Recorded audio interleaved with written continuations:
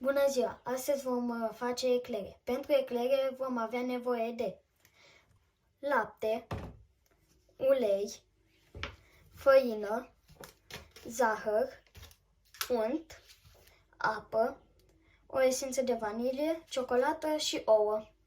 Pentru început vom face crema de vanilie. Pentru crema de vanilie vom avea nevoie de 1 litru de lapte, 40 de ml de esență de vanilie, 200 de grame de făină, 250 de grame de zahăr și 5 ouă. În primul rând, după ce am separat ouăle, vom avea de aceste 5 gălbenușuri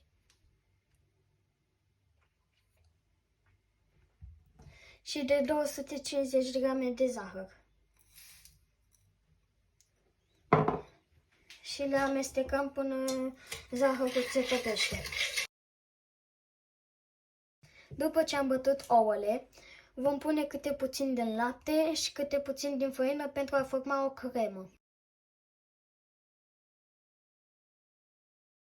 După ce am amestecat toate ingredientele, vom pune crema pe foc și vom amesteca continuu până crema se va îngroșa. Așa va trebui să iasă compoziția și la final vom pune o esență de vanilie. Pentru cojile de eclere vom avea nevoie de 200 de ml de apă, 100 de ml de ulei, 200 de grame de făină și 6 ouă. Acum vom pune apa cu uleiul în oală și îl vom pune pe foc pentru a fierbe. După ce a fiert apa cu uleiul, vom pune făina pentru a forma o compoziție. Așa ar trebui să arate aluatul și îl vom pune într-un castron pentru a se răci. Pentru a finaliza cojile de eclere, vom adăuga treptat câte un ou. Așa va trebui să arate compoziția pentru cojile de eclere. Acum vom pune compoziția de coji de eclere.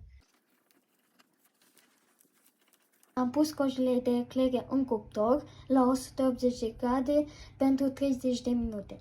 Pentru glazură vom avea nevoie de 300 de grame de ciocolată, 30 de grame de unt și 3 lunguri de apă rece. Acum vom umple cojile de eclere cu crema de vanilie.